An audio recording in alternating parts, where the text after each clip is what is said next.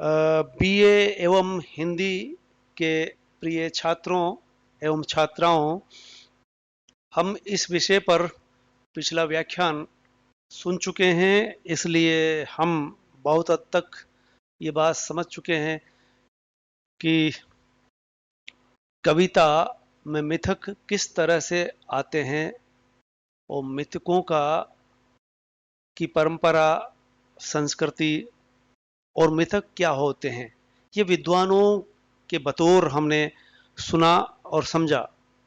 हम यहाँ थे मिथक की योजना और हिंदी कविता के बतौर हमने हजारी प्रसाद द्विवेदी और श्यामा चरण दुबे के मथों को सुना।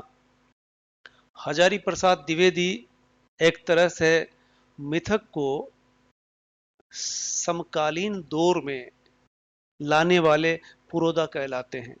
श्यामा चरण दुबे मिथक को जादू टोना और आदिम जनजातियों में किस तरह से मिथक होते हैं और किस तरह से मिथक से वो प्रभावित होते हैं। मिथक मृत्यु एक ऐसा विषय है जो चाहे जिस देश में रहा हो, चूंकि मृत्यु जब हो जाती है उसके बाद क्या होता है, यानी ये एक ऐसा रहस्य है जो दार्शनिकों को, आध्यात्मवादियों को,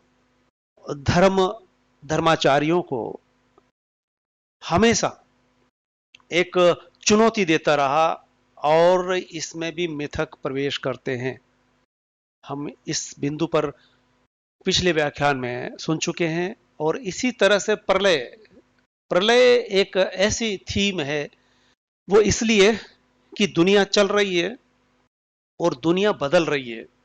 दुनिया बदलते बदलते इस अवस्था में आ चुकी है कि कभी भी प्रलय हो सकता है, पानी खत्म हो सकता है, हवा प्रदूषित हो चुकी है, पर्यावरण पूरी तरह से बिगड़ चुका है।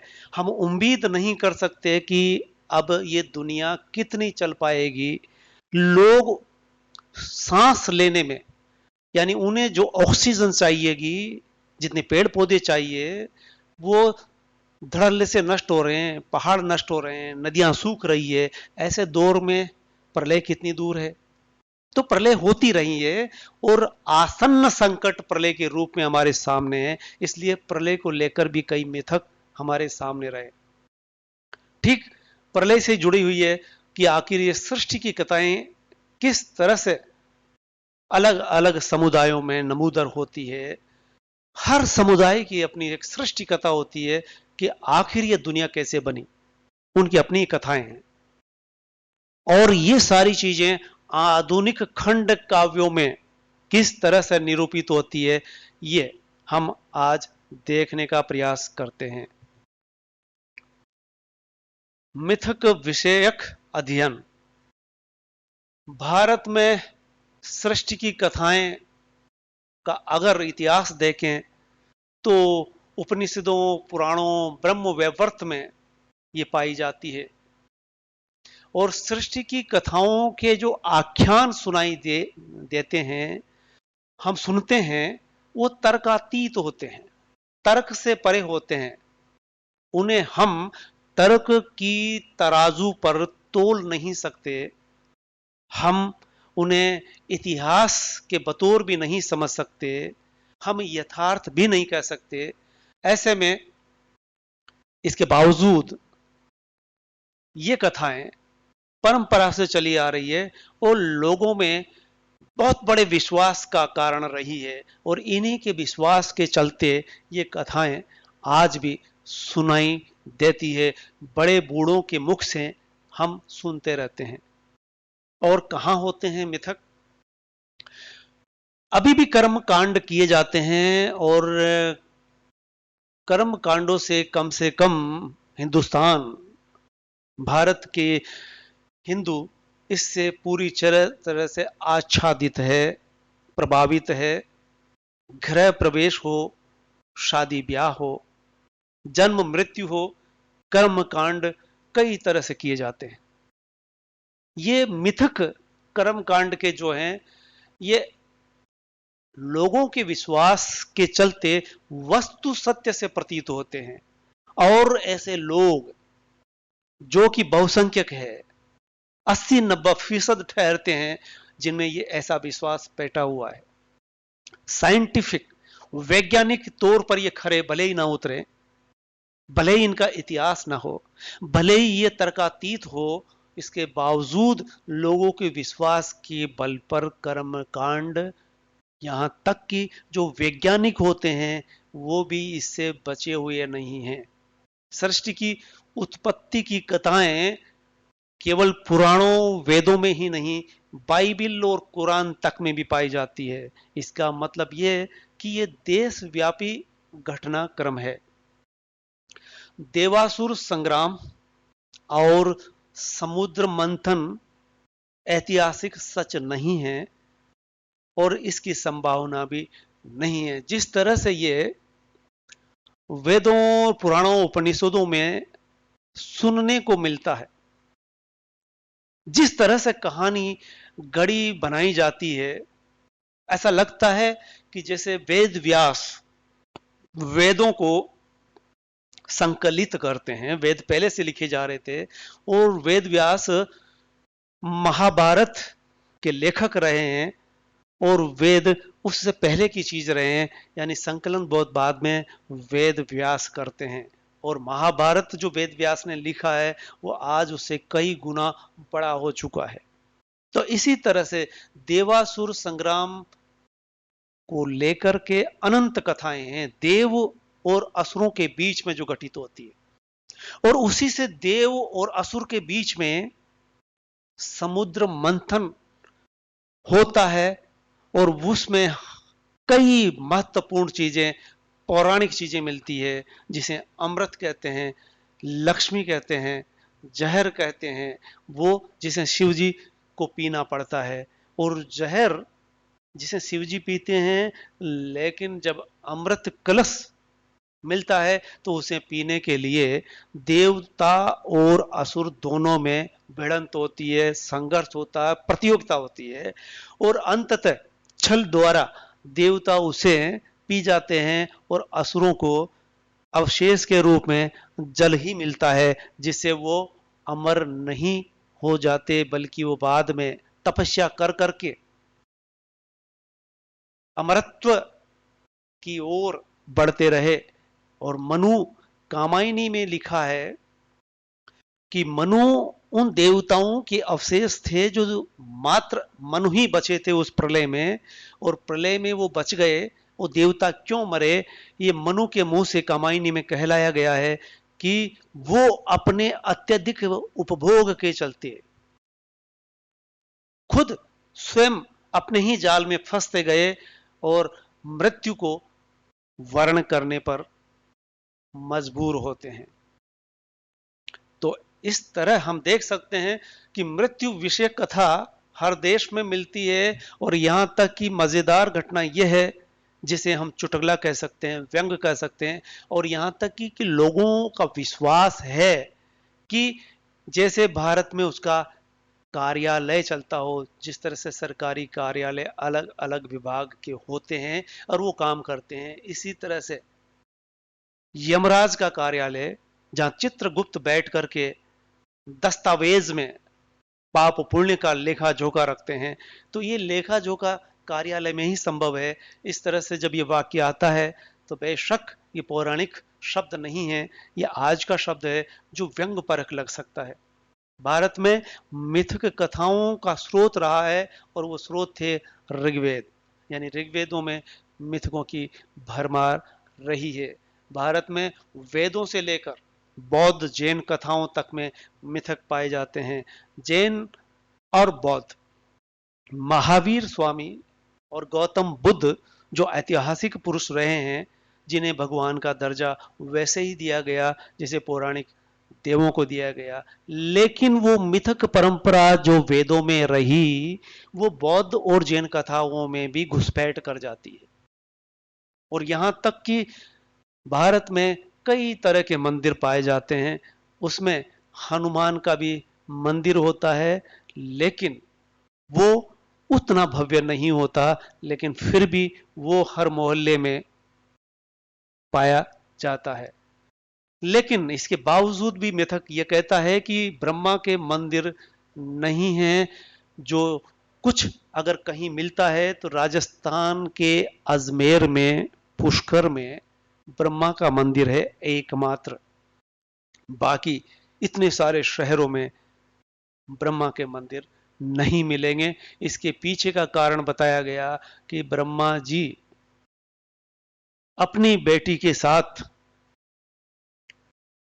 छेड़छाड़ करने का जो आरोप लगता है, उसके तहत ये मिथक, इस मिथकीय कथा भले ही हो, पर लोक में वह उस स्थान का भागीदार नहीं बन सके जो राम को वो स्थान मिलता है। ब्रह्मा, विष्णु, महेश में ब्रह्मा जी को छोड़ करके बाकी सबके मंदिर पाए जाते हैं, लेकिन ब्रह्मा का नहीं। तो उसके पीछे ये कारण पाया जाता है। अब हम ये देख सकते हैं कि मिथक साहित्य में किस तरह से जरूरी होते हैं। मिथकों की प्रासंगिकता संदिग्ध है, फिर भी आधुनिक दौर में बदली मानसिकता को साहित्यिकता प्रदान करती रही है। यानी बदलते दौर में भी ये मिथक स्थान पाते रहे और अभी भी उन्हें उसी रूप में, उसी नाम के साथ साहित्य में स्थान मिल रहा है। यानी ये मनुष्य को किस तरह से प्रभावित करते हैं, कवियों को किस तरह से प्रभावित करते हैं, और कवि इनको लेकर के आखिर इतने आकर्षण का कारण क्या है, वो हम धीरे धीरे आगे देखेंगे। हिंदी साहित्य में भावबोध और कला में मिथकीय प्रभाव देखा जा सकता है। आप देखेंगे कि हिंदी साहित्य के आदिकाल में रासो ग्रंथों में राजा एक दूसरे पर संघर्ष, युद्ध करते रहे, युद्ध थोपते रहे, और उनके पीछे का कारण था नारी सौंदर्य। सुंदर नारी दिखी और उन्होंने उसे हासिल करने के लिए मना करने वाले राजा पर आक्रमण कर दिया। इस तरह से रासो ग्रंथ भरे पड़े हैं। और यही सिद्ध साहित्य में मिथकों की सार्थकता देखी जा सकती है उसी दौर में। एक तरफ रासो ग्रंथों में राजाओं का संघर्ष था, युद्ध था, तो दूसरी तरफ सिद्ध और बौद्ध साहित्य में मिथकों पर रचनाएं की जा रही थी। मिथकों पर रचना का दौर आदिकाल से आरंभ होता है। साहित्य, हिंदी साहित्य में भक्ति काल में कबीर और रैदास, नानक, ये भी मिथकों को लेकर के रचना करते हैं, दोहे साखी लिखते हैं। सूरदास, तुलसीदास के यहाँ तो मिथकों का संग्रह ही है। और यही नहीं, बल्कि फारसी में लिखने वाले मसनवी शैली के रचनाकार जायसी मंजन में भी उन भारतीय मिथकों को आधार बनाकर प्रयोग किए गए रचनाएं की गई। इससे अंदाजा लगा सकते हैं कि मिथक न केवल हिंदू कवियों को रुचता है, बल्कि मुल्ला मौलवी, मुस्लिम कवि भी इससे प्रभावित हुए मध्यकाल में। और तुलसीदास तो एक इस तरह का तुलसीदास के काव्य मिथकों का संग्रह कर सकते हैं कि उनमें सारे मिथक जो उनके आधार नायक बने, वो सब मिथकों पर आधारित रहे। जटायु, अहिल्या, नारद, ये संदर्भ जो मिथक से प्रभावित रहे। अहिल्या जिसे श्राप दिया जाता है, और श्राप इस तरह का कि वो पत्थर की मूर्ति बन करके रह जाती है। इसे अब हम इस पर शंका कर सकते हैं, सवाल उठा सकते हैं, लेकिन ये मिथक रहा है, ऐसी किंवदंती रही है। और नारद का प्रयोग मिथकों में लगभग हर जगह हुआ है। और नारद को चलता फिरता, हवा में उड़ने वाला, एक जगह से दूसरी जगह पहुंचने वाला और खबर देने वाला, यानी आदिम पत्रकार कह सकते हैं कि आज जो हम मोबाइल पर एक जगह से दूसरी जगह सूचना संप्रेषित कर रहे हैं, लिखित या मौखिक या बोलकर, वो नारद स्वयं वहां पहुंच करके किया करता था।